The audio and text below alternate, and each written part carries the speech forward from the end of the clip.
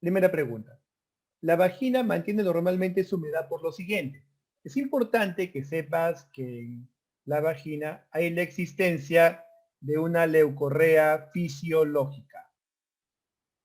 Esta leucorrea fisiológica per se lleva a la humedad vaginal, ¿no? A la humedad vaginal fisiológica, se entiende. Entonces, quién produce o cuáles son los componentes de esta leucorrea que va a llevar a la humedad fisiológica? Aquí son 4 componentes. Los dos primeros son los más importantes. Y esto es, primero, el moco o secreción cervical. El moco o secreción cervical, de hecho, el más importante, porque este tiene características muy peculiares. El moco cervical tiene características antisépticas en la vagina, contribuye como si fuera un barrendero a limpiar la vagina de los diversos patógenos que puedan haber, ¿sí? Por las lisosimas o sustancias, compuestos que tiene en su composición y que actuarían, pues, ¿no? Limpiando la vagina. Pero también el moco cervical juega un papel importante en la reproducción humana porque actúa como un sello en el cuello uterino, no permite el ascenso de bacterias al interior, al útero, a las trompas, pero sí al espermatozoide, es selectivo al espermatozoide, y es más, permite a través de sus compuestos inmersos a que el espermatozoide complete un proceso llamado capacitación para que pueda hacer el viaje a través de toda la luz del útero hacia las trompas uterinas, hacia el folículo que se va a liberar en la ovulación. Moco cervical, el importantísimo primero. El segundo viene a ser el trasudado que se da en toda la pared vaginal. El trasudado de electrolitos, de sales que se liberan en la pared vaginal. Los dos importantes, ¿ah? El tercer y cuarto vienen a ser ya secreciones producidas por glándulas accesorias. En ellas tenemos la glándula de Skene, parauretrales, y las glándulas de Bartolino. Son secundarias, ¿ah? En la leucorrea fisiológica. Entonces, la vagina mantiene normalmente su humedad por lo siguiente, son por las secreciones del cuello uterino, el moco cervical y el trasudado de la superficie vaginal, clave D. Clave D. Vamos a la siguiente pregunta. El diámetro del conjugado obstétrico de una pelvis mide. Acá es muy importante tener en cuenta lo siguiente, ¿ah? El estrecho, los estrechos de la pelvis, el estrecho superior, ponemos ahí, el estrecho medio y el estrecho inferior. Al estrecho superior, el que juega el papel más limitante, el que va a generar la distosia para que no ingrese, es el conjugado obstétrico o también conocido como promonto retropúbico. Vamos a poner acá esta gráfica, miren. Esto sería el sacro, un corte sagital, y esto el pubis. Vamos a hacer el pubis un poquito más ovalado. Ahí está. El pubis tiene una sección en perfil, así sería el pubis. Entonces, del promontorio tenemos 3 diámetros anteroposteriores. ¿Ah? Del promontorio tenemos 3 diámetros anteroposteriores. ¿Ah? Vamos de arriba hacia abajo, el diámetro promontorio suprapúbico. El promontorio suprapúbico, conocido como conjugado verdadero o conjugado anatómico.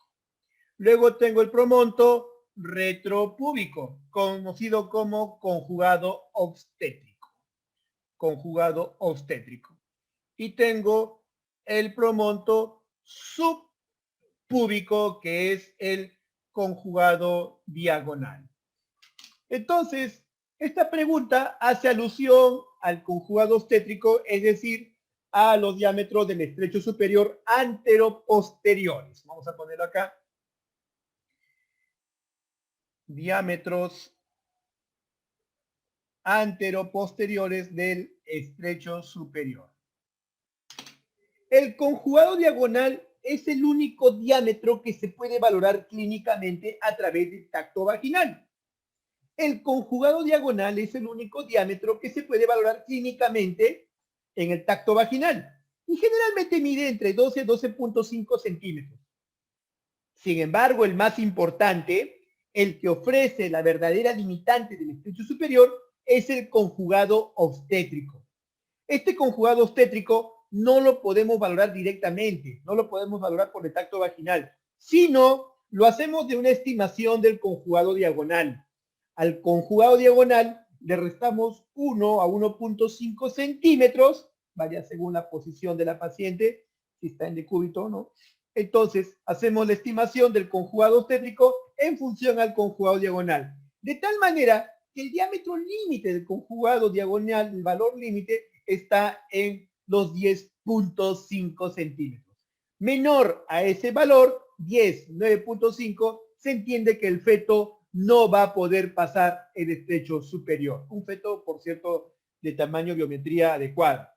Si fuera un feto pequeño, pues puede ser posible que lo venza. El estrecho medio es el estrecho de las mínimas dimensiones. Si pasa al estrecho superior, correcto. El que va a enfrascarle más problemas, el que le va a enfrascar la mayoría de problemas de distosia, de DCP, es el estrecho medio. Y ahí sí hay que tener al diámetro bisiático, al diámetro anteroposterior, mi sacro subpúbico. El estrecho inferior viene sería el con su diámetro de salida, los que ofrecen también algo de distosia, ya es en menor proporción. Ahí tiene que ver mucho el ángulo subpúbico y el diámetro de entre tuberosidad y tuberosidad isquiática. Clave C, 10.5 centímetros. Siguiente pregunta. Pregunta del concepto de cultura general. La hemorragia uterina disfuncional. Si bien este término hoy por hoy ya se está desaconsejado emplearlo, lo vamos a ver todavía buen tiempo en los bancos de preguntas que están formulando. Porque es un tema que está bien arraigado ya en la cultura médica de nuestro país, en la cultura ginecobstétrica de nuestro país. Pese a que ya está desaconsejado hablar de ese término en otros países, ¿no? La hemorragia uterina disfuncional se asocia principalmente a qué situación? A ciclos anovulatorios. Y por cierto, los trastornos o de los ciclos anovulatorios es más frecuente fisiológicamente, por cierto, es más frecuente fisiológicamente, ¿dónde? En las mujeres que están empezando a arreglar, en las perimenárquicas, ¿sí? Por la falta de desarrollo, o mejor dicho, falta de madurez del ciclo hormonal, y en las mujeres perimenopáusicas, en aquellas que ya se les va a ir la regla y que ya están entrando a una insuficiencia o incapacidad de que el ovario responda adecuadamente a la FSH-LH. ¿Sí? En esas dos condiciones fisiológicas se puede ver los ciclos anovulatorios. Y patológicamente, vamos a hacer una distinción general, señores, a pepitas, perlitas. Patológicamente, la mayor causa de trastornos anovulatorios viene a ser síndrome de ovario poliquístico. La mayor. Muy bien, entonces la clave E. La clave E. Siguiente pregunta. ¿La mortalidad materna considera toda muerte de causa obstétrica? Esta es una pregunta de concepto, definición. Aquellas que ocurren en los 42 días postparto en nuestro país. 42 días postparto, 42 días de perpetuo. Está bien, las primeras 24 horas son el postparto inmediato, ahí donde ocurre la mayor proporción de muertes. Correcto.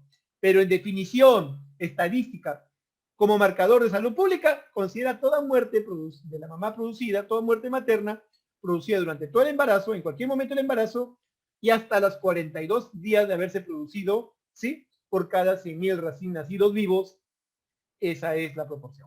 La vagina mantiene normalmente su humedad por lo siguiente. Pregunta de fisiología en el tracto reproductivo, y nos pregunta por qué la vagina, cómo es que la vagina mantiene la humedad o lubricabilidad. Entonces acá hay que tener en cuenta lo siguiente. Son responsables de la humedad o lubricación vaginal, la humedad y la lubricación vaginal,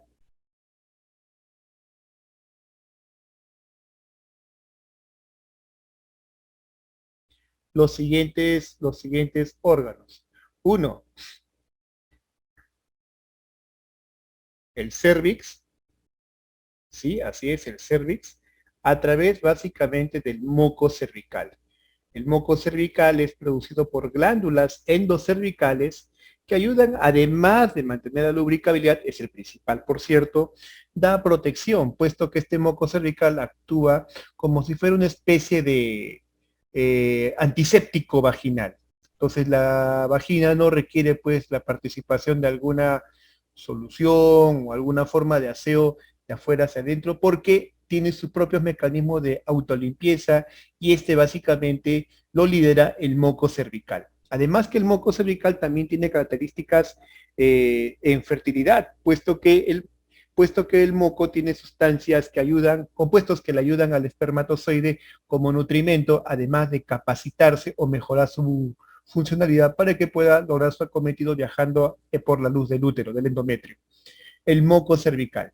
Segundo, viene a ser el trasudado fino que ocurre en las paredes vaginales. La pared vaginal, un epitelio mucoso poliestratificado plano, genera una alta cantidad de trasudado que contribuye a mantener lubricada la vagina. Accesoriamente a esto, vamos a poner accesoriamente tenemos otros órganos, glándulas que a través de sus secreciones contribuyen, pues, ¿no? En la lubricabilidad. Son accesorios. Aquí tenemos, por ejemplo, las glándulas de Skene o glándulas parauretrales y las glándulas de Bartolino. Entonces, estas glándulas contribuyen todas en conjunto a la humedad o lubricación vaginal, siendo importantes la secreción del cervix y el trasudado de la propia vagina o de la pared vaginal. Clave D. Muy bien. Mujer que desea concebir presenta un mioma subseroso e intramural de 4 centímetros en la cara anterior del útero.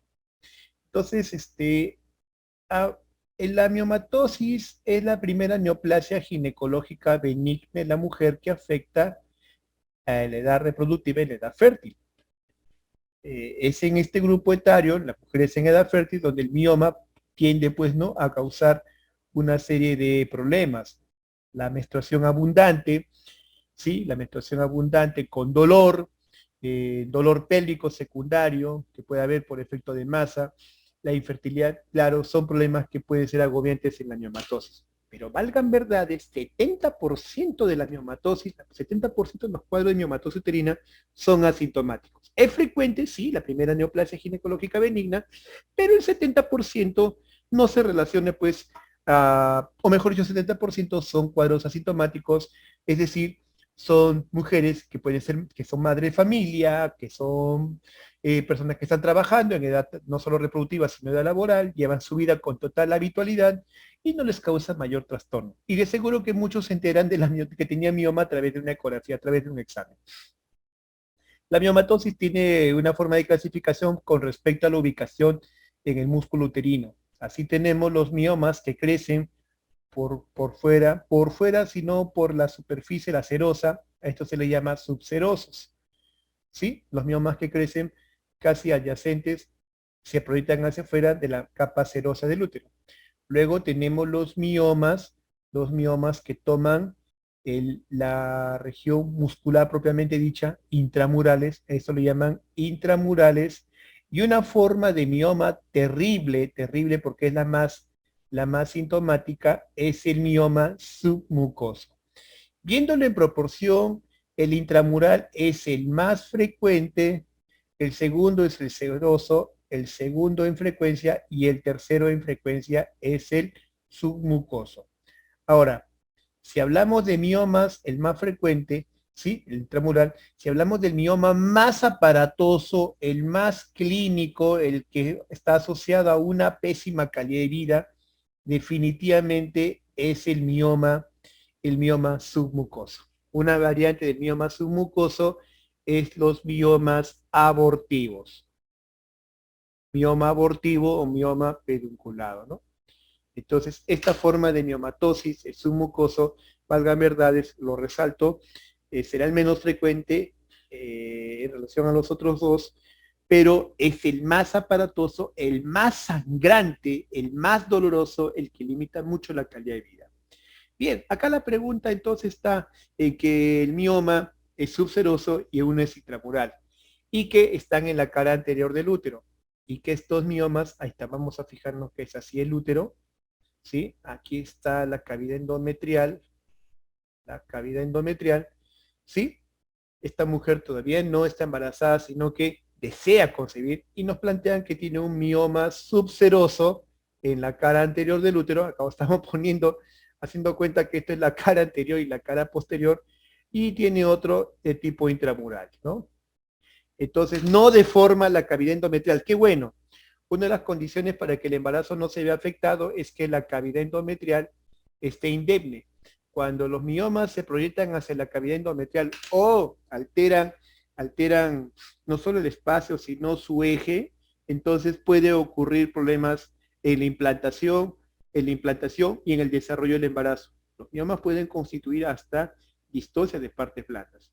Entonces, siendo este mioma subseroso intramural en la cara anterior, lejano al endometrio y que no lo deforman, ¿qué podríamos recomendar a la paciente? Y valgo de este hecho, parto de este hecho.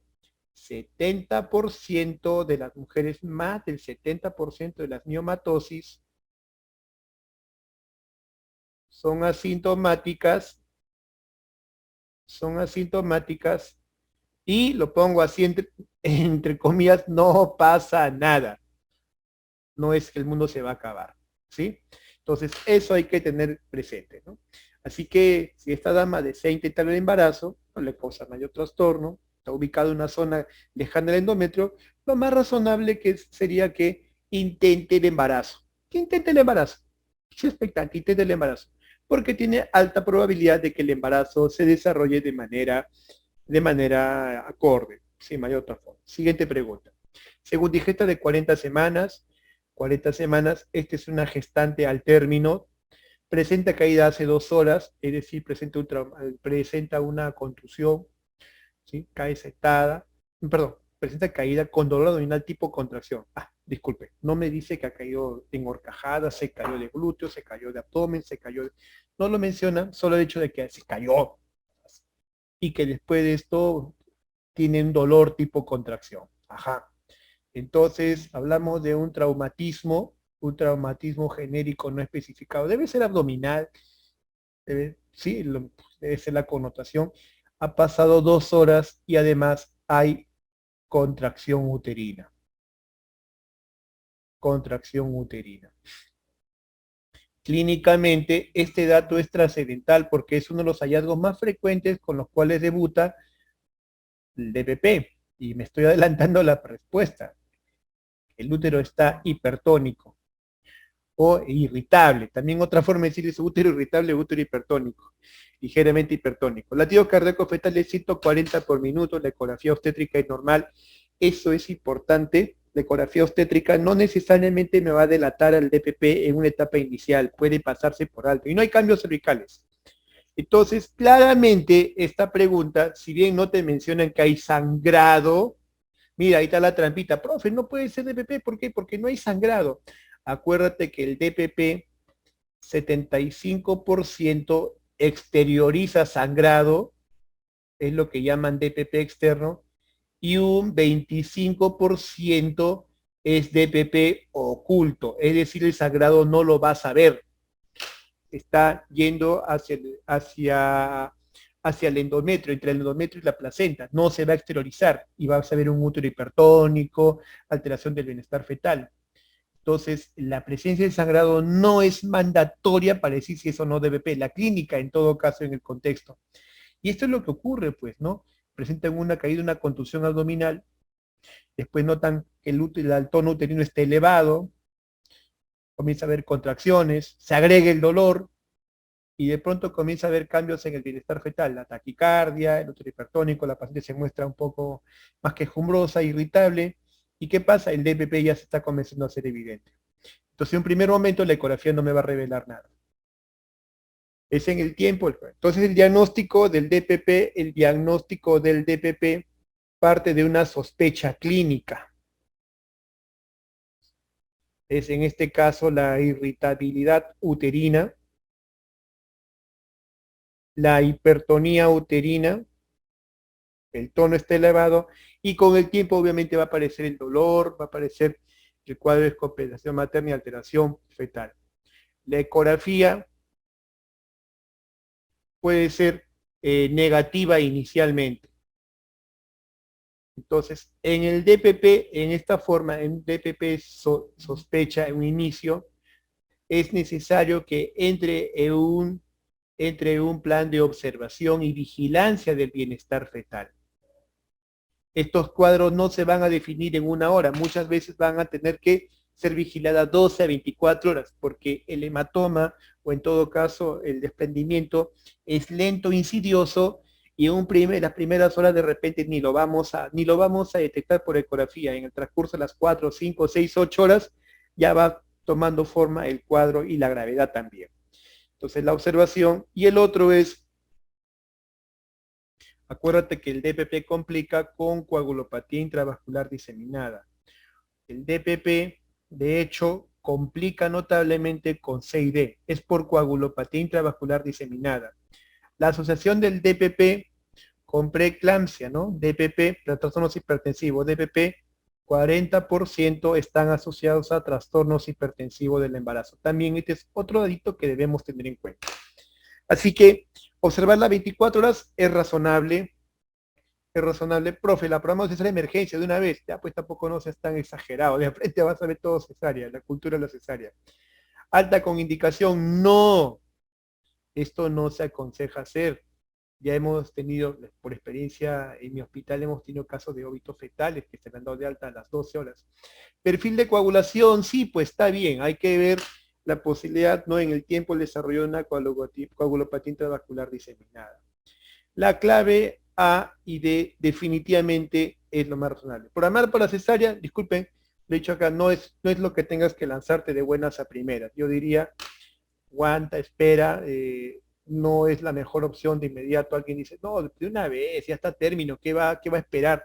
Sí, pero no te están diciendo, pues no, a ver, ¿cuál es la conducta más adecuada?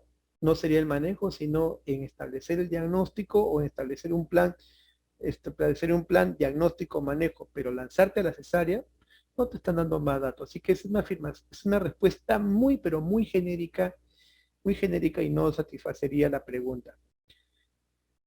Siguiente. La hemorragia uterina disfuncional se asocia principalmente. Esta es una pregunta de concepto clásico. Hoy por hoy ya no usamos esos términos HUD, HUA, porque hablamos de lo que es coin, palma moneda. Las HUD, las hemorragias uterinas disfuncionales, generalmente se ven en dos espectros de la vida. En las mujeres que están empezando a arreglar, en las menárquicas, no, el término es más correcto. El término más correcto sería en las perimenárquicas, en las adolescentes, es decir, en aquellas que han empezado a arreglar. En ese grupo es importante, en las perimenárquicas adolescentes, ¿sí?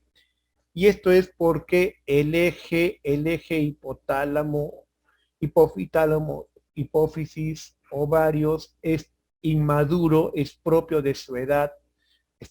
Y el otro es en la perimenopáusicas, en aquellas mujeres que ya se les está comenzando a alterar la regla porque ya se les va a ir. Y esto es básicamente porque el ovario ya es incapaz de responder a los estímulos, al estímulo hormonal de la hipófisis, insuficiencia ovárica. Entonces, ¿a qué se asocia principalmente? Deficiencia de cuerpo lúteo, no está necesariamente en relación a este grupo. Congestión miometrial, no. Ciclos anovulatorios. Y acá quiero resaltar lo siguiente, ciclos anovulatorios. Las HUD entonces se ve en las perimenárquicas, en las perimenopáusicas, en los dos extremos de la vida fértil, Y esto es porque básicamente hay una falta de función adecuada en el eje hipotálamo y ovárico, en las perimenárquicas, en la insuficiencia ovárica, en las perimenopáusicas, pero esto es porque hay una condición de anovulación. Anovulación. Entonces, así contestamos mejor esta pregunta. Ciclos anovulatorios. Pregunta. ¿Son factores de riesgo a considerar en el cáncer de endometrio en pacientes posmenopáusicas, excepto el CA de endometrio, el cáncer de endometrio,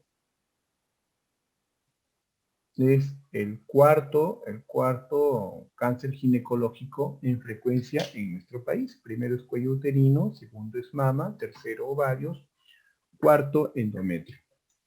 La suerte del cáncer de endometrio es que es uno de los cánceres que tiene la más alta tasa de recuperación. Tiene las más altas tasas de recuperación porque tiene una particularidad en comparación a los otros cánceres, que cuando está en estadios iniciales, que cuando está en estadios muy tempranos, debuta con hemorragia postmenopáusica. Justamente ese es el detalle, ¿no?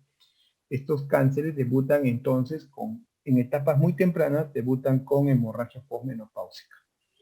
Lo que hace, pues, ¿no?, que el diagnóstico, obviamente, al ser detectado muy tempranamente, la oferta de tratamientos que se pueden ofrecer pueden ser hasta curativas en un altísimo porcentaje. Entonces, de aquí parte un adagio. Toda hemorragia postmenopáusica debe pensarse en cáncer de endometrio hasta que se demuestre lo contrario. Y un detalle importantísimo, los factores de riesgo para cáncer de endometrio tienen que ver, los factores de riesgo, vamos a poner acá, puntualizarlo. Los factores de riesgo tienen que ver con estados de anovulación crónica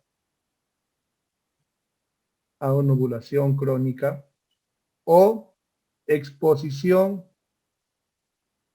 a estrógenos. Estado de exposición a estrógenos sin oposición. Recuerda que sin oposición. Recuerda que en los ciclos menstruales,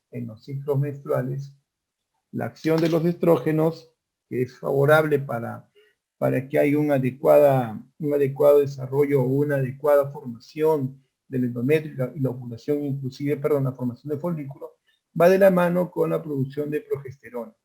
Entonces, los estrógenos siempre tienen en contrapeso a la progesterona. Eso está bien, eso está muy bien. Entonces, ¿qué pasa en esta patología de cáncer de endometrio? Que tiene como un gran factor aquellos estados donde se ha expuesto a los estrógenos en la juventud, pero no ha habido progestágenos de oposición. Y ahí está muy bien concatenados los estados de anovulación crónica. Y ahí está muy bien los estados de anovulación crónica. Entonces, tenlo esto presente, ¿no? La exposición a estrógenos sin contrapeso a progesterona. Y un ejemplo de esto es la anovulación crónica, como es el ovario poliquístico. Son factores de riesgo entonces para esta situación de exposición a estrógenos sin oposición, la obesidad. La obesidad, al tener mayor grasa corporal, se entiende, aumenta el riesgo de la conversión de esa grasa a estrógenos, obviamente sin oposición en la posmenopáusica. El sangrado posmenopáusico, bien curioso, ¿no? Más que un factor de riesgo, es un signo que se ve, el sangrado posmenopáusico, pero vale ahí. Después, en la frecuencia de presentación del cáncer endometrio, están fuertemente relacionados la diabetes mellitus y la hipertensión arterial, que están a la par junto con la obesidad. Entonces, diabetes mellitus y hipertensión arterial también son factores de riesgo asociados en cáncer endometrio. Podríamos decir que el cáncer endometrio es una enfermedad más frecuente en mujeres gorditas, hipertensas, con diabetes. Y para darle acá otra connotación, de mujeres que han tenido estado de anovulación crónica, como síndrome de ovario poliquístico, podemos agregar esto, mujeres que iniciaron tempranamente la menarca temprana, es decir, han empezado a arreglar antes de los 9 años o 11 años, o aquellas que la menopausia se le ha ido muy tardíamente. Entonces, en ese grupo de pacientes es más frecuente esta patología. Pero el dolor pélvico definitivamente no tiene que ver nada con el cáncer endometrial. Clave B. Clave, no tiene nada que ver con el cáncer endometrial. Y otra cosita más importante, que el cáncer endometrial comparte la misma génesis que la hiperplasia endometrial. Podríamos decir que la hiperplasia endometrial es una etapa en el desarrollo del cáncer de endometrio. Siguiente. Esta pregunta es bastante capciosa, bastante, como dirán algunos, tóxica, por lo que les voy a comentar. Paciente de 20 años con antecedentes de un aborto provocado hace un año. Aborto provocado hace un año. Entonces, eso habla mucho de la conducta sexual y planificación familiar. El aborto provocado, el aborto clandestino puede aumentar el riesgo de enfermedad pélvica inflamatoria. Las condiciones como se hacen esos abortos provocados generalmente no son nada higiénicos, no hay respeto de la bioseguridad. De plano estamos sentando esto. Refiere sangrado vaginal discreto. No me ponen la fecha de última regla, no me lo ponen, solo me dan el dato sangrado vaginal discreto.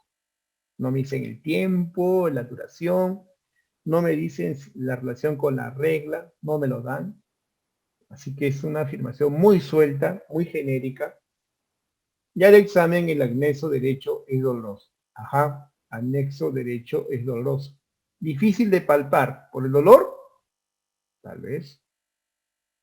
Ahora, una joven de 20 años, para que me digan difícil de palpar, me tendría que dar, pues, no, el dato, si estamos pensando en obesidad, debería decir, no, paciente obesa, una gordita es difícil de palpar. Aquí yo creo que el dato de la dificultad palpatoria está en relación al dolor. Es tan intenso el dolor que no le permite, pues, ¿no?, valorar el anexo.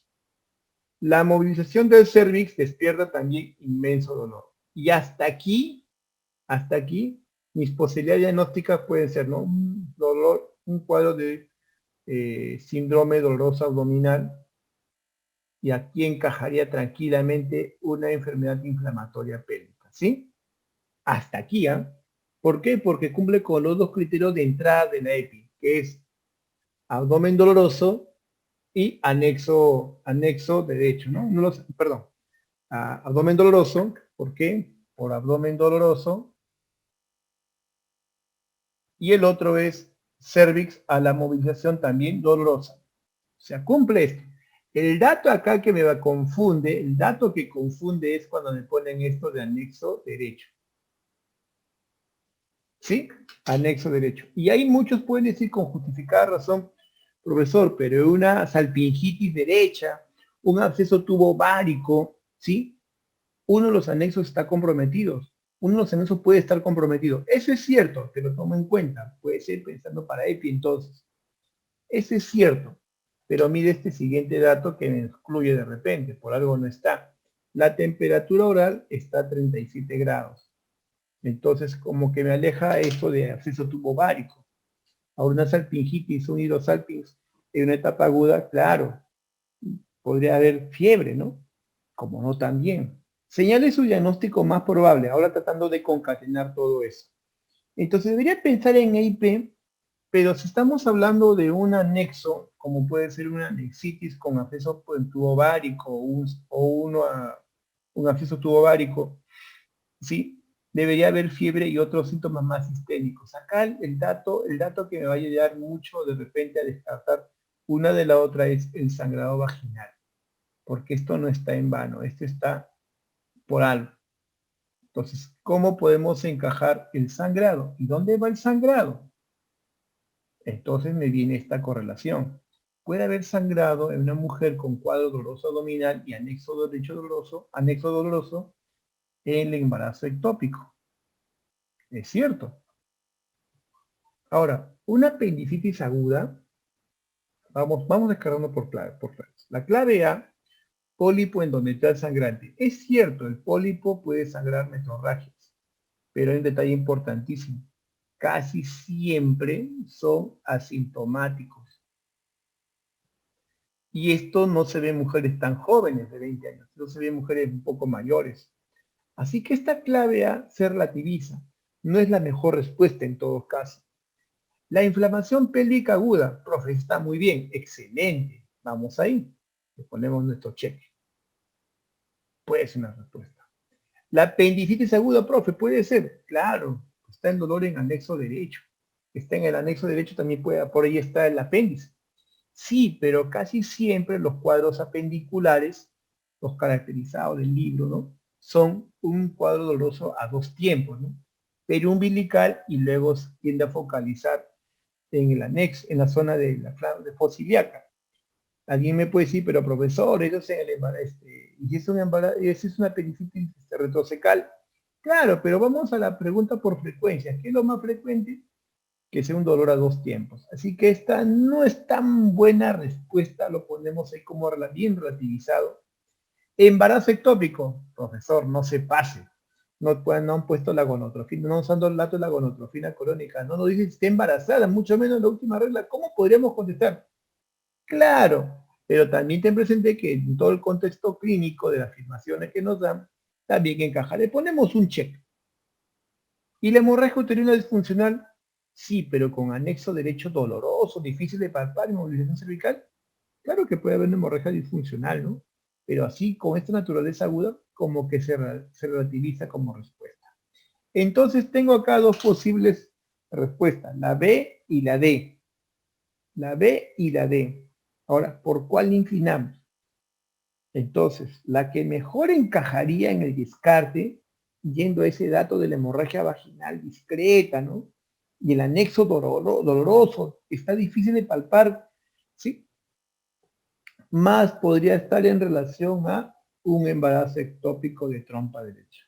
Insisto, es una pregunta bastante quisquillosa, bastante dificultosa, yo diría, para plantear la respuesta de entrada. Si no me hubieran puesto ese dato de sangrado vaginal discreto, yo me hubiera lanzado por la clave de una EPI. Si no me hubieran puesto ese dato. Yo pienso que a esta pregunta le faltó una formulación más para que encuadre en la clave D. Como que está incompleta para marcarla, así con seguridad la clave D. Pero bueno, hecho el descarte y dándole peso a los datos que están ahí, que por algo no están, bien encaja en esta clave. Siguiente. La inducción del trabajo de parto está contraindicada. La inducción del trabajo de parto, la inducción, viene a ser el procedimiento por el cual nosotros desencadenamos un trabajo de parto cuando no hay propósito de que la gestación continúe. Entonces, la inducción se entiende como el procedimiento médico por el cual nosotros despertamos, desencadenamos un trabajo de parto cuando ya no tiene más propósito que la gestación por sí sola continúe. Y para que esta inducción de parto sea exitosa, tenemos en cuenta el score de Bishop. Para que la inducción de parto sea exitosa, debemos tener un score de Bishop aceptable. Y esto es generalmente mayor o igual a 7 puntos. Un score de Bishop mayor o igual a 7 te dice, oye, esa inducción va a ser exitosa. La inducción de parto se hace, vamos a aspecto de la inducción de parto. La inducción de parto siempre se hace con oxitocina en infusión breve. De esa manera también se garantiza la acción sostenida y continua de la oxitocina. Dado que la oxitocina tiene un tipo de vida medio muy breve, ¿sí? Y que la forma de infusión asegura que ésta sea sostenida en el tiempo. Bien, pero no se puede emplear oxitocina o está contraindicado, eso hay que tenerlo en cuenta, lo pongo acá, cicatriz uterina. Y cuando me refiero a cicatriz uterina, me refiero a cesárea anterior, miomectomía, metroplastía, es decir, diversos procedimientos quirúrgicos que han llevado a la formación de una cicatriz uterina. Peor aún si son cicatrices corporales en el cuerpo uterino. Contraindicado. Es cierto, hay contraindicación absoluta relativa ¿sí? Porque a una cesárea anterior en segmento se le puede decir contraindicación relativa para inducir en condiciones, ¿no?, muy controladas, no de un centro de salud, sino un hospital. Pero valgan verdades, la cicatriz uterina contraindica, ¿sí?, en líneas generales, la inducción. Otra condición sería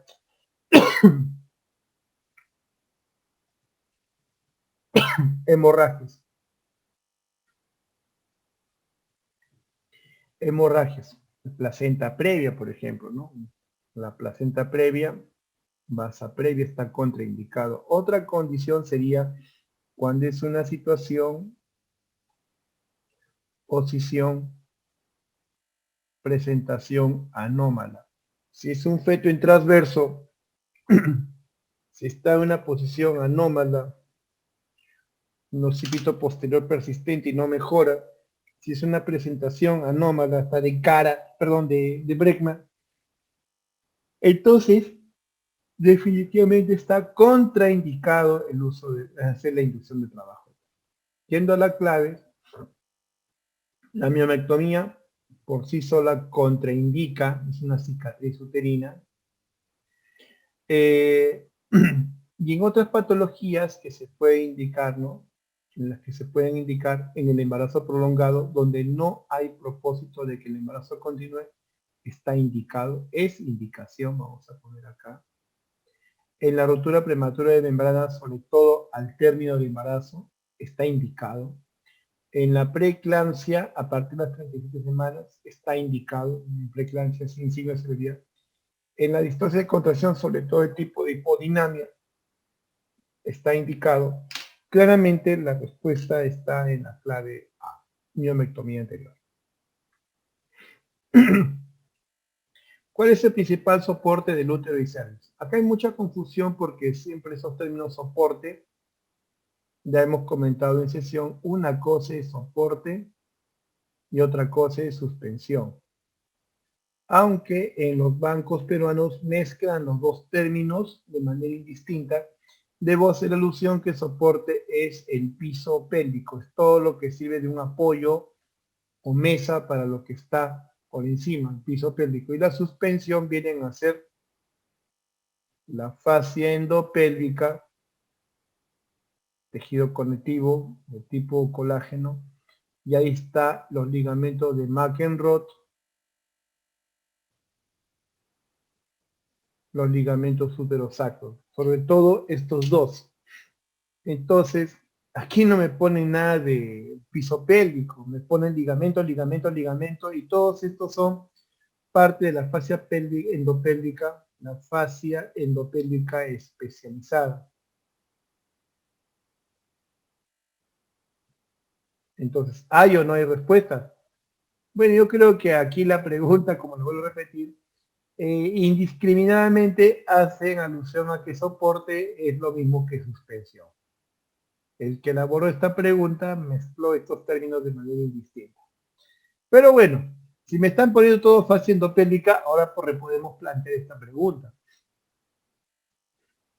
De los principales elementos de suspensión en la fascia endopélvica, ¿cuál es más importante? Definitivamente la clave D. La clave D. La pareja de una paciente con EPI es enfermedad pélvica inflamatoria, debe ser tratado dentro de, nos ponen espacios en qué grupo de días, ocurrido el contacto. Bien, acá hay que mencionar algo importante. La enfermedad pélvica inflamatoria, la EPI, viene a ser uno de los grupos sindrómicos pertenecientes a lo que son las infecciones de transmisión sexual. Infección de transmisión sexual, tenemos varias entidades. No solo está la enfermedad pélvica inflamatoria, tenemos la infección por el VIH, tenemos las infecciones producidas por el herpes, tenemos a las infecciones propias de la clamidiasis y Neisseria gonorrhoeae, como es la cervicitis, la uretritis, ¿sí? Todas estas tienen algo en común, se adquieren a través del contacto sexual y ese contacto sexual, esa conducta sexual generalmente va asociado pues no a factores de riesgo bastante malos.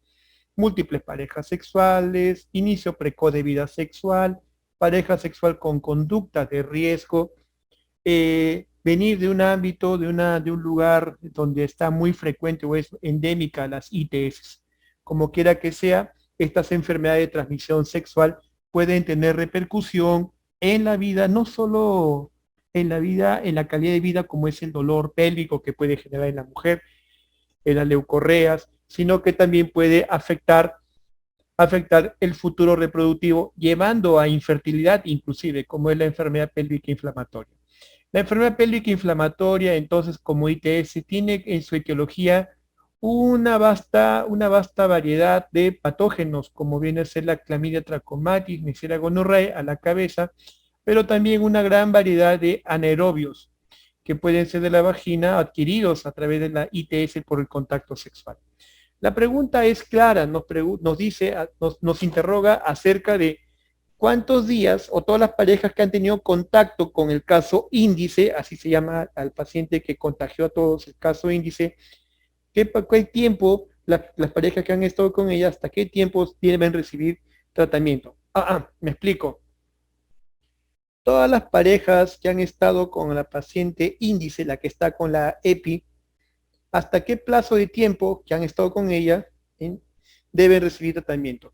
Las normas técnicas en salud, las normas técnicas de salud al respecto en nuestro país, la norma técnica sanitaria, la más reciente de la ITS, lamentablemente data del año 2009.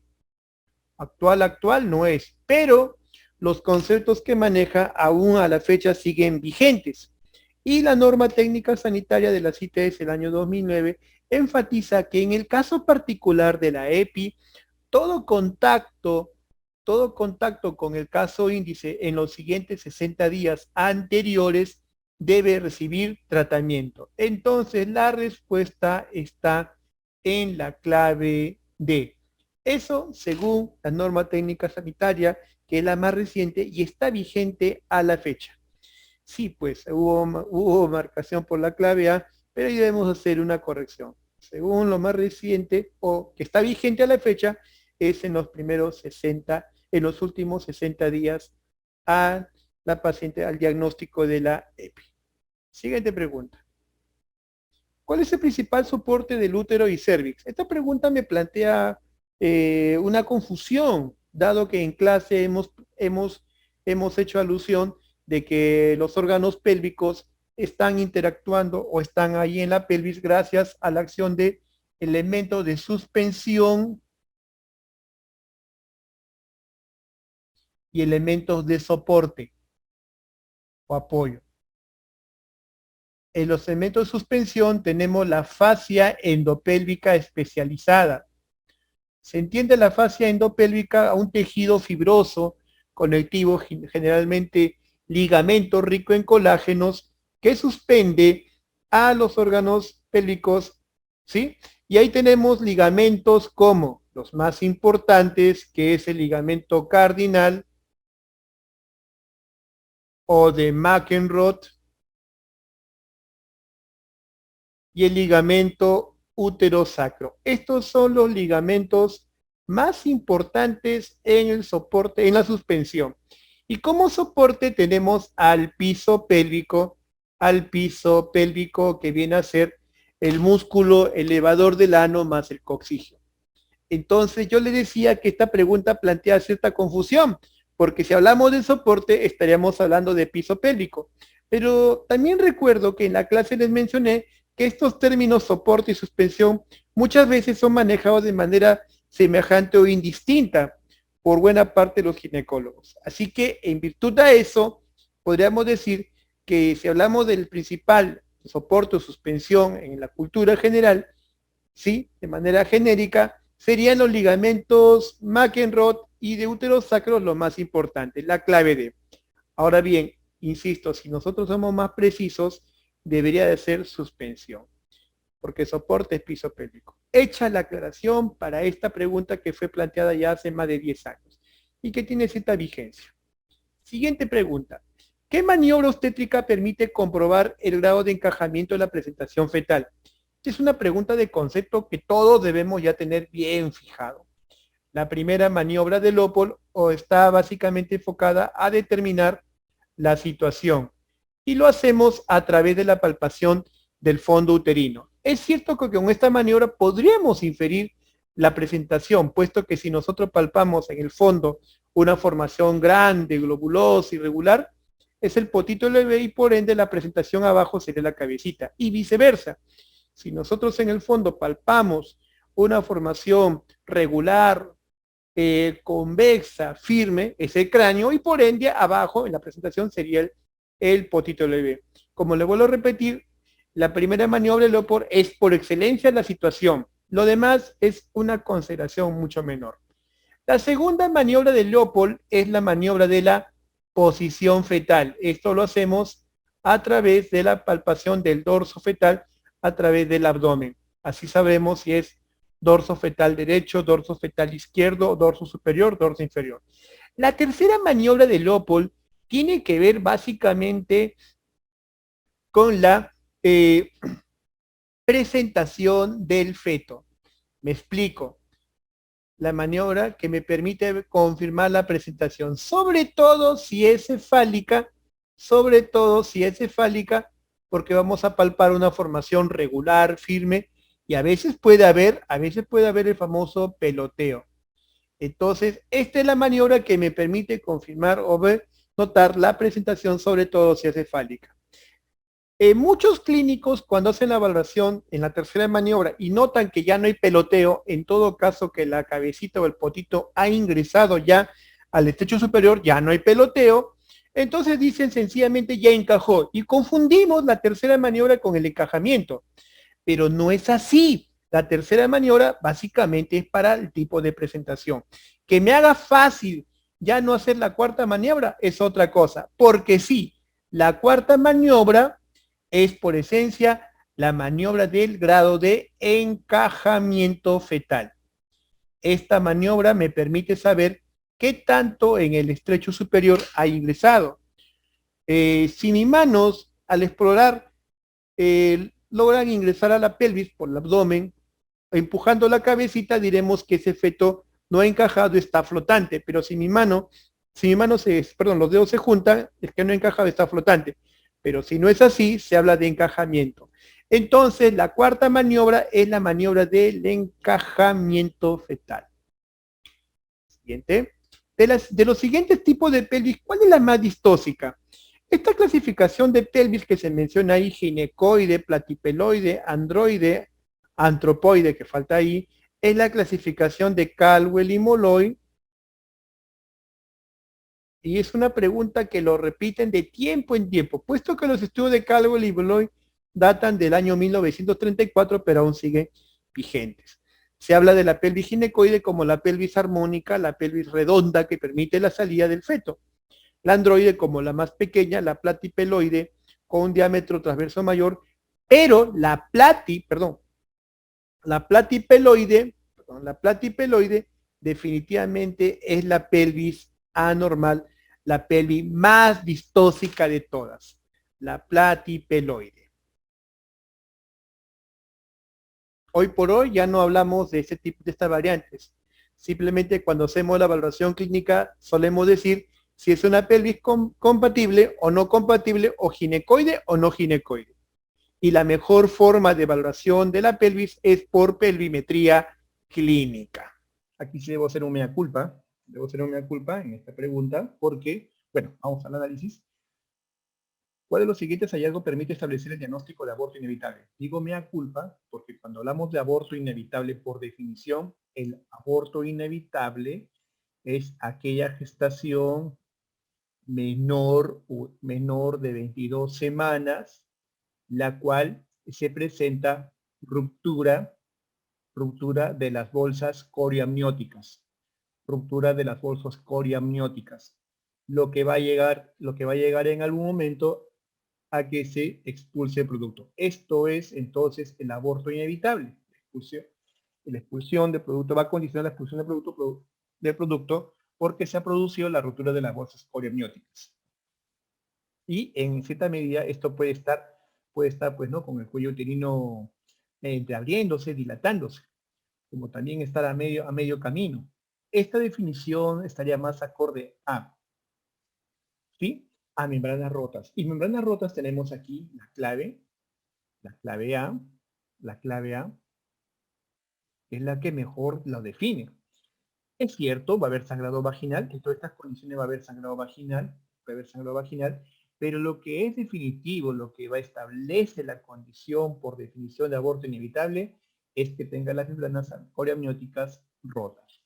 Y la respuesta, la clave planteada ha sido esta, cual debo ser honesto, no corre. Esta respuesta más bien está acorde para qué. Saquémosle provecho a esto.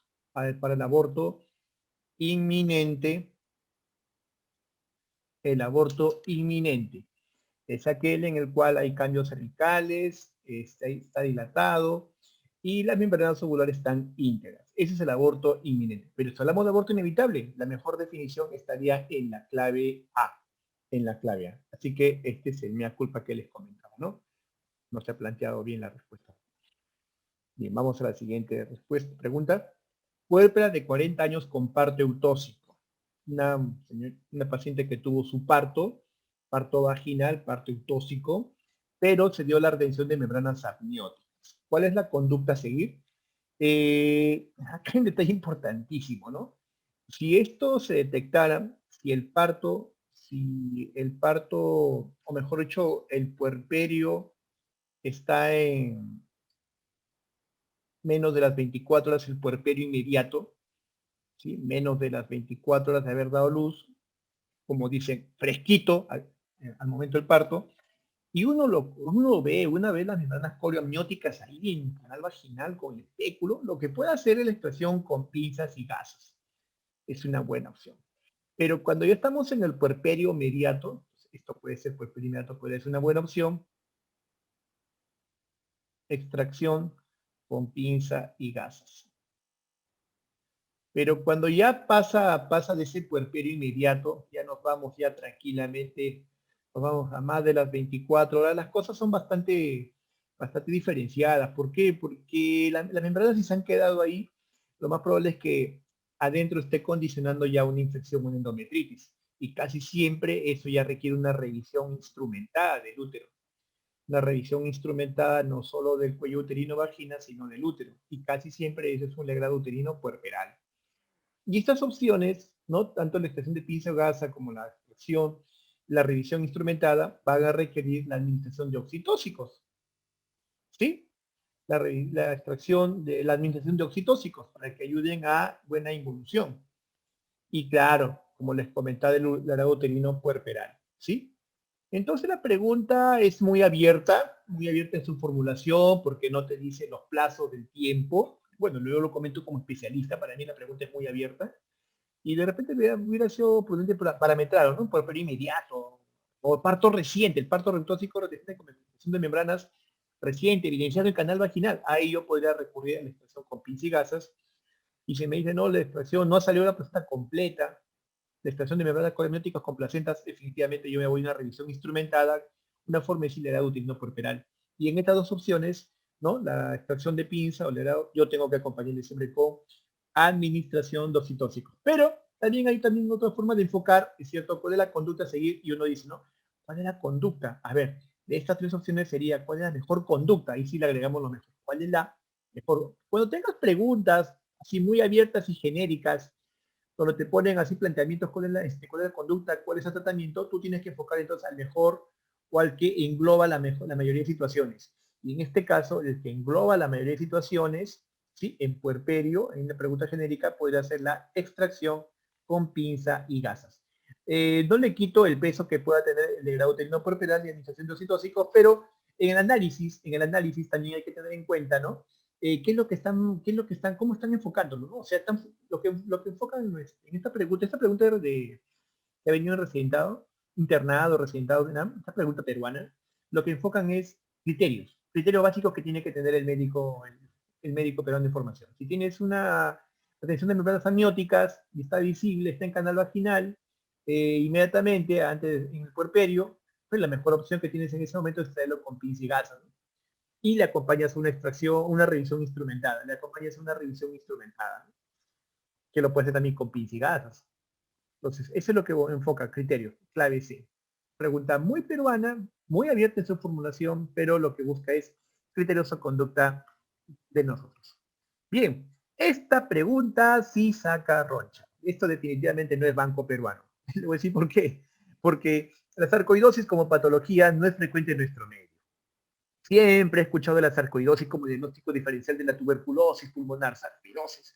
Pero es una patología que se ve más que todo en Estados Unidos, en Europa. ¿Sí? En nuestro medio es infrecuente. Y otra cosa importantísima, en el pólipo cervical, es cierto que la sarcoidosis aparecen pues, una especie de erupciones, por, una especie de erupciones en la piel, en cosas, pero sarcoidosis en cuello uterino, para el diagnóstico diferencial, por favor, esta pregunta, esta afirmación es, digamos, una rebuscadita de los libros de los tratados más específicos. TBC genital, claro, la TBC genital, sobre todo la TBC cuello uterino, puede generar un estado inflamatorio como una clamidiasis, pero que forme pólipos, en el diagnóstico diferencial una imagen compatible con pólipo bastante inusual. Displasia cervical, claro, la displasia cervical es la presencia de un cuello, pues, ¿no? En el cual vamos a ver si no es una eritroplasia, vamos a encontrar ahí al ácido acético una zona de tinción anormal con su patrón mosaico puntillado. Esto como que también bastante lejano. Bueno, el pólipo cervical, cuello uterino visto de perfil, el pólipo cervical es aquella formación sésil polipoidea que emerge a través del orificio cervical externo. En un corte, en la visualización con espéculo, vamos a encontrar que el cuello uterino está dilatado y una formación redondita, de apariencia rosadita, medio rugosa, endometrioide lo describimos, ¿no? Es el pólipo cervical. Los pólipos cervicales claramente tienen como diagnóstico diferencial a los miomas abortivos. Los miomas abortivos son sinónimos de miomas submucosos. Mioma submucoso. Y los miomas submucosos en la nueva clasificación FIGO, de los miomas corresponden al mioma tipo 0. ¿No? Los miomas submucosos, perdón, el tipo polipoidioso corresponderían al tipo 0. Entonces esta pregunta, de verdad que saca roncha porque nos pone esta pregunta para ejercicio de lectura. La verdad que yo no tengo una respuesta satisfactoria cuando me dicen, ¿no? El diagnóstico diferencial de un pólipo cervical incluye, claro que incluye al mioma abortivo, claro que incluye al mioma, claro que incluye esto, claro que incluye al mioma submucoso, vamos a poner acá, incluye en el diagnóstico, pero de ahí TBC genital, displasia cervical o sarcoidosis, cuando me he puesto a revisar los tratados. La verdad que no le he encontrado esa relación sarcoidosis, TBC y displasia genital cervical. Yo creo que es una pregunta hecha pues en un contexto muy particular, de una realidad muy particular, de repente en España, de repente en otro país, pero tampoco le encuentro una utilidad, ¿no? Esta pregunta en el desarrollo, en la respuesta que dan. Ponen ellos miomas mucoso tipo 0.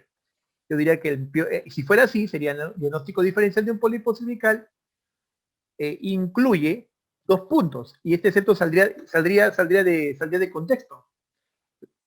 contexto, junto con la clave A. Así que no le veo una utilidad de esta pregunta en el contexto de clave, de respuesta a formulación. Hemos sacado la utilidad por otro lado, ¿no? Es una descripción de lo que son estas patologías. Sí, esa es la conclusión. Y la siguiente pregunta, esta pregunta sí son de las más frecuentes que hacen, ¿no? ¿Cuál es la neoplasia más común del aparato reproductor femenino? Y le vamos a agregar acá puntitos. Y en una mujer en edad fértil, la primerísima neoplasia, la primera neoplasia en la mujer es una de naturaleza benigna. La primera neoplasia que presenta una mujer, ¿sí? En edad fértil es de tipo benigna. Estamos puntualizando. Y corresponde a la leiomiomatosis uterina, o también conocida como miomatosis, simplemente como miomatosis, o fibromatosis, todos son sinónimos, uterina. Y la miomatosis es la primera indicación en el mundo entero, la primera indicación de histerectomía. Histerectomía. La miomatosis es la primera indicación de histerectomía a nivel mundial. Una cosa importante, es benigna porque esta no se transforma a cáncer. No va a cáncer. Bueno, absolutamente no puedo afirmar eso. Menos del 0.3% de los miomas podrían terminar en cáncer. Es bajísimo la posibilidad, pero generalmente, como están viendo en cifras, no va al cáncer. Y otra cosa importantísima, más del 70% de las mujeres con miomatosis, ¿sí? Son asintomáticas. No tienen ningún trastorno en su calidad de vida. Es decir, no es que tengan menstruaciones abundantes, dolor pélvico, infertilidad, no, no, no. Ellas pueden llevar su vida con total normalidad. Es más, muchas se van a enterar a través de una ecografía, casi siempre es la ecografía la que delata la presencia del mioma. Y la pregunta del millón, ¿debe ser extraído o no el mioma? Depende, pues, depende. Si es clínico, le lleva una mala calidad de vida, se entiende pues por hemorragias profusas, anemizantes, se entiende por dolor pélvico crónico, los miomas han crecido de manera tremenda, comprimiendo otras estructuras vecinas, generando una total disfuncionalidad en la vida. Entonces, estas pacientes podríamos plantear, si no es extraer el mioma, eso se llama miomectomía o extrayendo el útero cuando ya se agotó todas las posibilidades. La histerectomía entonces no es una operación de entrada, es una operación que se recurre cuando ya pues las opciones de manejo, si no es conservador o médico de la miomatosis, han fallado. Leiomioma o miomatosis uterina. Siguiente pregunta. Esta pregunta también ha levantado mucha polvareda. La causa más frecuente de los hidrodramios. Y me mandó a revisar lo que dicen pues las publicaciones están más en relación a investigación científica, guía de práctica clínica. Una de ellas en el medio castellano es la que publica la Sociedad Española de Ginecología y Obstetricia, la Clínica de Barcelona. Entonces, en esas amplias revisiones basadas en evidencia, ponen oligohidramios, ¿sí? Al RPM con tasas que van casi al 50% de las RPM, sobre todo para los RPM pretérmino. Es cierto, las idiopáticas comparten casi el 30%. Es cierto, la insuficiencia uteroplacentaria, que es una forma de decir RCIU, puede llevar a oligohidramios y malformaciones renales fetales, por supuesto que sí también van a oligohidramios. Pero si hablamos de peso, ¿cuál es el más frecuente? Definitivamente la RPM. Paciente de 28 años de edad, es decir, una mujer en edad fértil, con una fecha de última regla de hace 6 semanas. En tiempos, y sabemos que el régimen catamenial más o menos va entre un 21 a 35 días. Esto en términos prácticos iría pues, ¿no? De 3 a más o menos 5 semanas. Eso es la aparición, la frecuencia de aparición de la menstruación. En este caso nos hacen hincapié que tiene 6 semanas, es decir, tendría más o menos 42 días. Acá podríamos ya tomar la premisa de que hay un retraso en la regla. Entonces, ese es uno de los primeros datos que nos están dando, una mujer en edad fértil con un retraso de la regla de más o menos 6 semanas. Y acá puntualizo el término retraso porque hablar de amenorrea por definición, es cuando la menstruación se ausenta en más de 3 ciclos menstruales, en el caso de la amenorrea secundaria, y la amenorrea primaria cuando definitivamente no ha habido menstruación. Así que este es un retraso, para diferenciarlo de lo que es la amenorrea propiamente que implica más tiempo. Bien, segunda premisa que nos dan, que es que presenta un dolor pélvico, un dolor hipogástrico, un dolor en la región suprapúbica, un dolor en bajo vientre. Hay un dolor. ¿Sí? Y por la connotación de dolor pélvico y porque viene, pues, ¿no? Con retraso menstrual, porque presumiblemente es un dolor agudo, un dolor pélvico agudo, reciente, asociado a malestar general. La algia condiciona el malestar general. Bien, ahí va la segunda, tercera premisa. Y acá viene un dato que es relevante, es el punto de inflexión para considerar lo que es embarazo. Viene con un examen de gonadotrofina coriónica de 700.000 unidades internacionales, 700, y un control en 48 horas de 1.200.000 unidades. Es decir, hay un embarazo y por la elevación de la gonadotrofina coriónica está activo.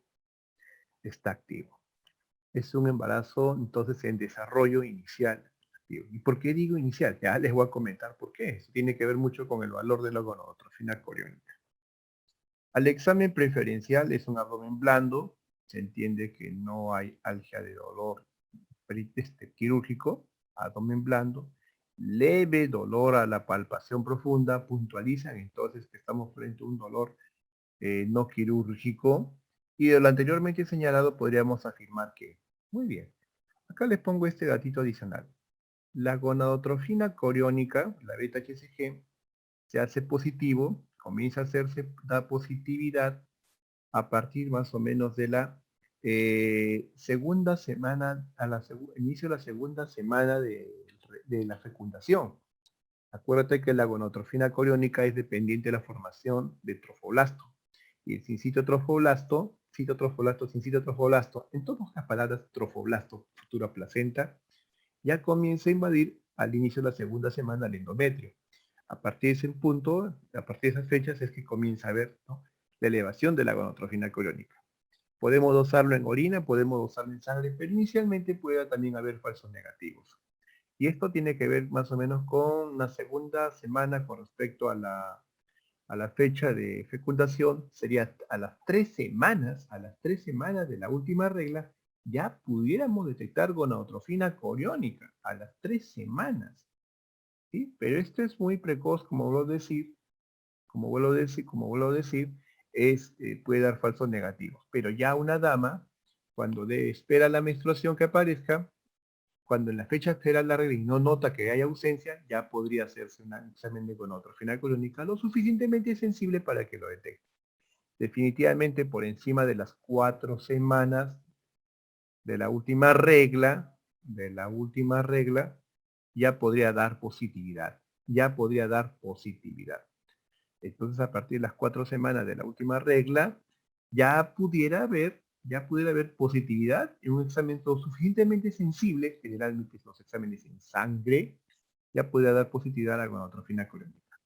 Otro dato importantísimo de la gonadotrofina coriónica es que cuando tiene un valor por encima de 1500 miliunidades, ya debería verse por ecografía y sobre todo la ecografía transvaginal, que es el examen recomendado, no la abdominal.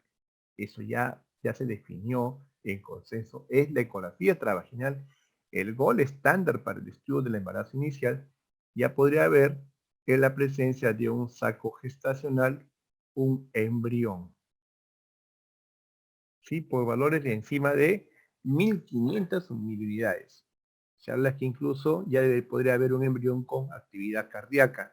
Por encima de 2000 es evidente. Otro detalle, que la gonadotrofina coriónica en un embarazo normal, duplica su valor cada 48 a 72 horas. Ese es también otro detalle de la gonadotrofina coriónica, que inicialmente duplica su valor cada 48 horas en un embarazo normal. Y aquí tenemos ese dato justamente. Tiene 700 miliunidades y a las 48 horas casi duplica. Me podrían objetar de repente, pero doctor, no se ha duplicado, le faltó 200, de 1400 mira 1200. Sí, pero hay una elevación y puede haber margen de error. Lo cierto es que ya es un embarazo en desarrollo. Pasado los 1500 ya podríamos nosotros pedir una ecografía transvaginal para ver con seguridad si hay un embarazo, pues, ¿no? Porque ¿qué pasaría si tuviera más de 1500, 3000, 4000 y no veo nada inútero? Pues definitivamente algo está yendo mal, ¿no? Deberíamos pensar en un embarazo anormal fuera de la cavidad uterina, o un embarazo que se perdió y que se va a ir a menos. Otro detalle importantísimo es con respecto al abdomen agudo quirúrgico. Un abdomen quirúrgico tiene 3 cosas importantes. Uno, vamos a encontrar resistencia abdominal. La resistencia abdominal se caracteriza porque vamos a encontrar un abdomen contracturado, estable, ¿sí? 2. Posición antálgica, producto del dolor, posición antálgica o defensa. Producto del dolor, la paciente toma una posición, ¿sí?, que le sea en lo posible cómoda o minimiza el efecto del dolor. Vienen dobladas, flexionadas, y eso es así. Y tercero, el tercer signo que nosotros siempre exploramos de rutina, en cirugía lo hacemos, el Bloomberg, es el signo del rebote. Entonces, si un abdomen muestra estas tres características, definitivamente es un abdomen agudo quirúrgico. Y en este caso, no lo es. Es un abdomen agudo y entonces nos planteamos ahora qué podríamos estar. ¿Podría ser un embarazo inicial? Por supuesto que sí es un embarazo inicial. ¿Podría ser un abdomen intraútero? Deberíamos valorar el desarrollo de la gestación. No es un abdomen agudo quirúrgico que nos haga pensar de repente en un embarazo ectópico. Entonces lo más razonable es esperar que ese valor de gonadotrofina coriónica pase la valla de los 1500 y le hagamos una ecografía transvaginal de rutina. A ver, vamos a ver las alternativas. Lo más probable es que se trate de un embarazo ectópico. Bueno, no podemos concluir eso. Podemos pedir una ecografía y estamos en el margen de error que todavía no se va a ver, y lo otro es que un abdomen agudo peritoneal aparentemente no lo es. El tratamiento debe ser una laparoscopía quirúrgica. Un momentito, si fuera un abdomen agudo quirúrgico, es de indicación, sí es un abdomen agudo. Ahí nadie duda. Si es un abdomen quirúrgico, nadie duda que debe entrarse a la laparoscopía para visualizar, buscar qué causa es. No necesariamente un embarazo ectópico. Un embarazo inicial puede coexistir con un cuerpo lúteo hemorrágico. Deberíamos pedir una ecografía en los 3 a 5 días. Este es más razonable. Incluso el consenso habla de pedirle a la semana. Y solicitamos una ecografía transvaginal al momento, ¿es probable que damos un saco gestacional por lo anteriormente dicho? No. La presencia de dolor pélvico nos sugiere un plastrón, así como está. El plastrón es un cuadro también agudo quirúrgico. Es la reacción del abdomen, en todo caso, del mesenterio, del epiplo, que engloba al tejido sangrante, hemorrágico, o en los casos purulentos de un acceso tubárico, lo engloba y lo aísla. El plastrón es una forma de reacción quirúrgica y se ve un abdomen peritoneal. Entonces, de todas estas claves, la más razonable es que deberíamos pedir una ecografía en un plazo breve, ¿no? Una semana, 3 a 5 días, está bien. En descarte, esta es la mejor alternativa que responde esta pregunta. Siguiente. Acá sí hay opiniones en favor de que la respuesta está equivocada. Tengo que hacer mea culpa.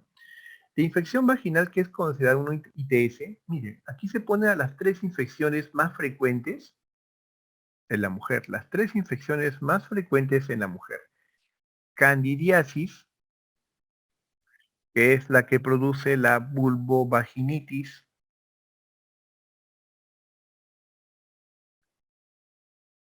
Tricomonas, la que produce el cuadro de tricomoniasis.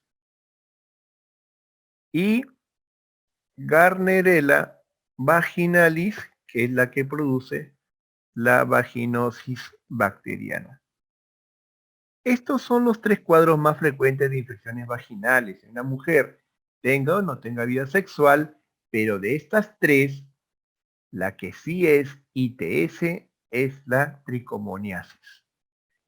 Esta es una ITS declarada, mientras que la candidiasis vaginal y la infección por Gardnerella son consideradas como desarreglo del medio interno vaginal. Dado que la Candida albicans y Gardnerella vaginalis son habitantes conspicuos de la flora vaginal normal. Son flora vaginal presente. Normal, mejor dicho, tampoco no podemos decir todo que es normal, sino son habitantes habituales del medio vaginal, del conducto vaginal, y que en condiciones de defensa, estados inmunológicos, una mujer sana no produce ninguna infección. pero cuando se rompe el equilibrio se afecta la inmunología local, sistémica, cándida y Gardnerella pueden hacer de las suyas. La más frecuente es la infección por Gardnerella, por cierto. Bien, de estas, tricomoniasis es una ITS. Y acá debo hacer una aclaración. También la infección por gonorrea y sería gonorrea y clamidia trachomatis, que también pueden causar infecciones vaginales, infecciones como leucorrea, no solo una infección localizada cervix, pueden ser consideradas como unas ITS. Entonces, en ese aspecto, yo soy de la opinión que la respuesta debería estar por aquí en la clave B. Hay opiniones de algunos colegas, lo he escuchado, no, pero gonorrea solo afecta al cuello uterino. Un momentito, la infección de por gonorrea y de clamidia en relación a la cervicitis son responsables de una leucorrea que afecta también al tracto vaginal y de hecho el gonococo puede estar presente también en una afección que es el quiste bartolino. Ingresa a las glándulas de Bartolino y puede producir, y eso es vagina, vecindad de vulva. Entonces no es una infección solo que atañe al cervix por parte de la gonorrea. Pueden producir también leucorrea, infecciones vaginales. Así que, en mi opinión, la mejor clave que conteste esta pregunta no sería la B, sino también B y D. Eso es la clave E. Son factores de riesgo para placenta previa. La placenta previa es un cuadro que produce hemorragia a la segunda mitad del embarazo. Es de las hemorragias de la segunda mitad del embarazo. Esta placenta previa, el desprendimiento prematuro de placenta y la ruptura uterina, la placenta previa es el más frecuente. Es el más frecuente de este síndrome de hemorragias en la segunda mitad. Y los factores de riesgo para esta placenta que está anormalmente situada en la vecindad del orificio cervical interno, tiene que ver en factores de riesgo la multiparidad. Es una enfermedad muy frecuente en mujeres multíparas, sobre todo mujeres añosas, ¿sí? Mujeres que han sido sometidas a legrados uterinos, a MEUS, legrado uterino puerperal, revisión del útero instrumentada, el anexo de prematuridad, puesto que cuanto más prematuro es el producto, es más probable que encontremos la placenta situada en la vecindad del orificio. Conforme el embarazo gana más edad gestacional, la placenta se va alejando del orificio cervical interno. Esto se conoce como la teoría migratoria de la placenta. Pero la hipertensión gestacional no tiene nada que ver con el cuadro de placenta previa. Ni la preeclampsia es un condicionante. Por cierto, la preeclampsia es un factor de riesgo para atonía uterina, que es otra cosa que es hemorragia postparto, pero no tiene relación ni de sus variantes que son la hipertensión gestacional, hablo de trastornos hipertensivos para placenta previa. Aquí es la clave C. Muy bien. Paciente de 65 años de edad con antecedente de histerectomía vaginal. Ya no tiene útero. Hace 8 años. Se le hace una evaluación POPQ. El sistema POPQ es un sistema de gradación, grados de prolapso. Ojo, y hablar del POPQ no significa exclusivamente a que tengamos que tener el útero ahí. Puede haber graduación con lo que es el remanente del fondo vaginal, que se conoce como cúpula. En las mujeres que ya no tienen cervix,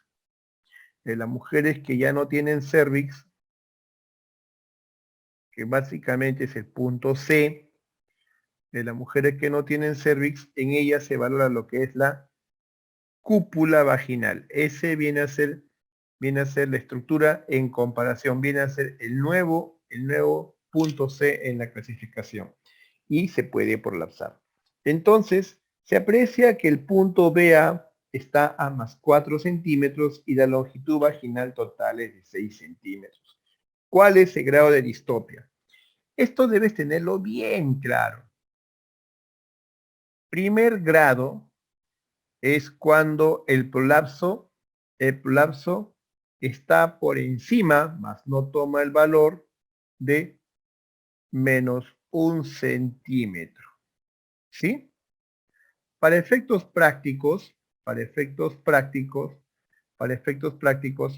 vamos a poner acá ejemplo de primer grado. Un prolapso que está en BA en menos 1.5 es primer grado. En menos 2 es primer grado. En menos 1.2 primer grado. En menos 1.1 primer grado. Sí, quiero ser tajante. No es que sea el valor menos 1 primer grado, sino lo que se acerca. Porque cuando toma el valor nominal de menos 1, ya cambia. Cuando es el valor de menos 1, y aquí lo pongo corchete, de más 1 a menos 1, ya es segundo grado. Me explico. Cuando el punto, vamos a poner acá BA o el punto B, B posterior, ejemplo, estamos son ejemplos, ya toma el valor de menos 1 o más 1 o 0, 0.5 más 0.5, eso ya es primer grado.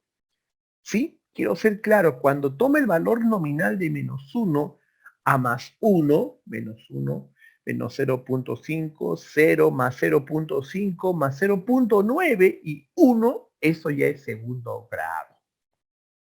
¿Sí? Tercer grado cuando es mayor a más 1, pero menor al dato de la longitud vaginal total menos 2, menor. Entonces, siempre que nos preguntan esto, hacen estas preguntas, nos van a dar el valor nominal de la longitud vaginal total. En este caso, la longitud vaginal total es 6 centímetros. Menos 2 sería 4 centímetros. Entonces, tercer grado es aquel prolapso que va por encima de más 1, más 1.1, más 1.5, más 2, más 3, más 4. ¿Hasta cuánto? 6 menos 2 sería 4. Es decir, todo lo que se acerca a más 4, más no es el valor nominal de más 4, sería tercer grado.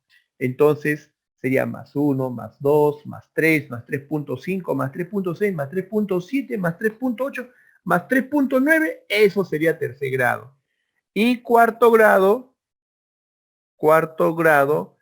es cuando es mayor o igual a la longitud vaginal total menos 2 centímetros. Es decir, 6 menos 2, 4 centímetros. Todo lo que es mayor o igual a 4 centímetros en esta pregunta sería cuarto grado. Y eso es la respuesta. Nos dicen que el punto BA, hazte cuenta que haya sido el punto BA, BP, el punto D y tiene más 4, eso es cuarto grado. Por definición, 6, que es la longitud vaginal total, menos 2, sale más 4. Todo lo que es mayor o igual a más 4 es cuarto grado. Muy bien. Estas preguntas no son difíciles, a veces los confunden y es simplemente aplicar definición. Y acuérdate de los valores cuando toman un punto nominal. Siguiente. Bien. ¿Cuál es el score de Bishop de una gestante de 39 semanas? El score de Bishop es un sistema de puntuación de cambios cervicales y la altura de presentación del feto que nos sirven básicamente para poder tener una precisión sobre si la inducción del parto va a ser favorable o no. Entonces el score de Bishop se utiliza para determinar si la inducción del trabajo de parto con oxitocina va a ser exitosa o no. Y hoy se ha establecido que con puntajes mayores iguales a 7, el puntaje es favorable. ¿Sí? Entonces, Es importante el score de Bishop porque cuando nosotros vamos a requerir provocar el trabajo de parto con citocina, nos va a decir si nuestro procedimiento va a ser exitoso, tiene posibilidad de ser exitoso, o nos va a acarrear problemas. Entonces ahí tenemos el score de Bishop. ¿Y en qué consta? Miren, consta en lo siguiente. Ponderación de 4 parámetros. Dilatación del cuello uterino, borramiento del cuello uterino, la consistencia del cuello uterino y posición. 4 parámetros cervicales. Cervix, cervix, cervix, cervix. Y un parámetro fetal que es la altura de presentación. No hay pierde. Yo te sugiero que esto lo tengas fijado en tu cabecita, lo memorices porque de tiempo en tiempo han hecho preguntas de esto. Más o menos ya en los últimos 10 años de preguntas habrán hecho pues unas 4 veces. O sea, hay una frecuencia de preguntas importantes. Entonces, me dice que el cervix está en posición intermedia. A ver, posición del cervix intermedia, y eso equivale a posición del cervix intermedia o media, 1 punto. Consistencia blanda. Eso es, firme blanda, 2 puntos. Borramiento. Eso es 80%. 80% es 3 centímetros. Dilatación 0. Dilatación 0 es cerrado. Dilatación 0 es que está cerrado, eso es 0 puntos.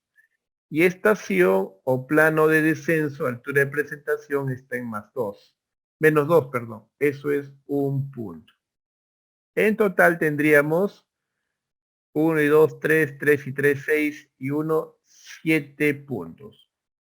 La respuesta sería 7 puntos. Por cierto, altamente exitoso de que la inducción de parto sea favorable.